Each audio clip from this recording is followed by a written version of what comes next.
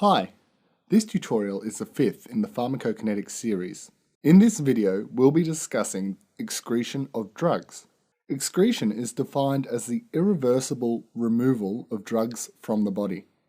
There are two main ways in which the body excretes drugs. One is via the hepatobiliary system. This is when the liver excretes a drug or a drug metabolite into the bile, which in turn gets excreted with the feces. An example of a drug which is primarily excreted by the hepatobiliary system is the antibiotic rifampicin. However, most drugs are primarily excreted by the kidneys. As such, we will focus on this system in this tutorial.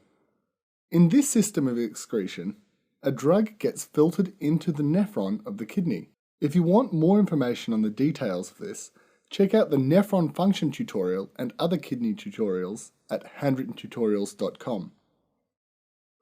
Once the drug is in the nephron, it flows through the nephron into the collecting ducts and ultimately out of the body in the urine. So we can define some values here. First of all, there is a certain concentration of the drug in the plasma. We'll denote this Cp. Secondly, there will be a certain concentration of drug in the urine.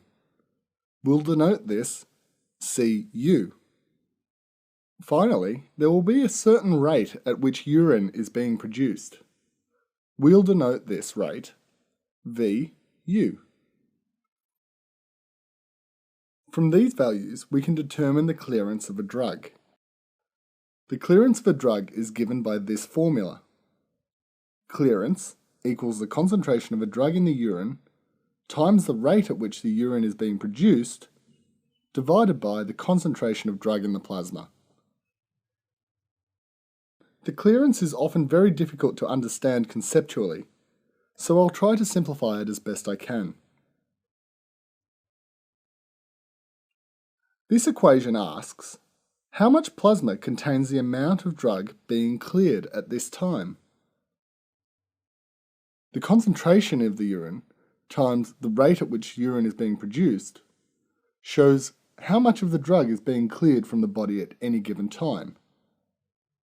This is the top part of the equation.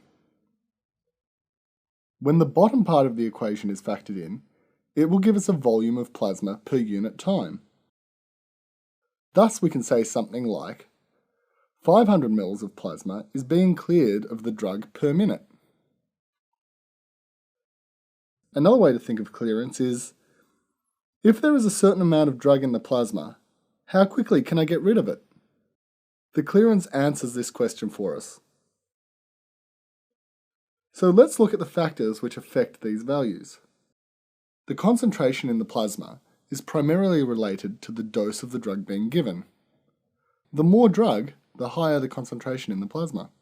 The volume of urine produced is mostly related to the glomerular filtration rate. Hence, people with kidney disease who have a low glomerular filtration rate will also have a lower clearance. Thus, drug dosing may need to be adjusted as they will not get rid of the drug as quickly as someone with normal kidneys. Now let's look at the concentration in the urine. Different things can happen to drugs as they pass through the nephron.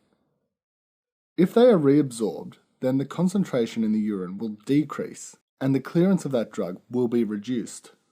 Conversely, if the drug is secreted into the nephron, this will increase the concentration in the urine and also the clearance of that drug. An example of a drug that is actively secreted into the nephron is penicillin. Now let's talk about something slightly different, orders of kinetics. In the system I've drawn above, the higher the concentration in the plasma, the faster the drug will be excreted. This makes sense because the more drug in the plasma, the more in the filtrate, and thus the more drug in the urine. This will give us a curve that looks like this. So the speed at which the drug is being eliminated slows down as the plasma concentration drops. Note, however, that the half-life is a constant. When a drug behaves like this, we call this first-order kinetics. Now let's change the situation a little.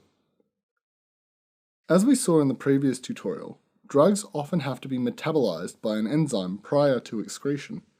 The system would then look like this. A drug gets metabolized by an enzyme, and then the metabolite gets excreted.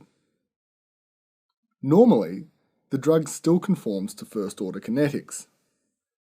However, in some situations, there is a limited amount of enzyme and too much of the drug. The enzyme saturates, meaning that it is all used up and is working at 100% of capacity.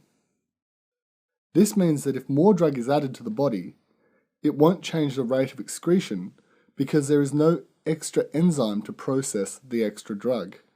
This effectively creates a bottleneck in the process, and the rate of excretion is now independent of the concentration of drug in the plasma. Hence we end up with a linear graph like this. Note that in this case, the half-life is not a constant value anymore. It is dependent on the current concentration of the drug. When a drug behaves like this, we call it zero-order kinetics. Drugs with zero-order kinetics are more easily overdosed because the rate of excretion doesn't increase with increasing dose. Ethanol is an example of a drug with zero-order kinetics, which is why no matter how much someone drinks, they will only metabolize about 10 grams of alcohol per hour. It is important to note that once the enzyme is no longer saturated, the elimination pattern will follow first-order kinetics, which is what is happening at this point on the graph. And that completes this tutorial on drug elimination. If you've enjoyed this tutorial, please help us produce more by making a donation at www.handwrittentutorials.com.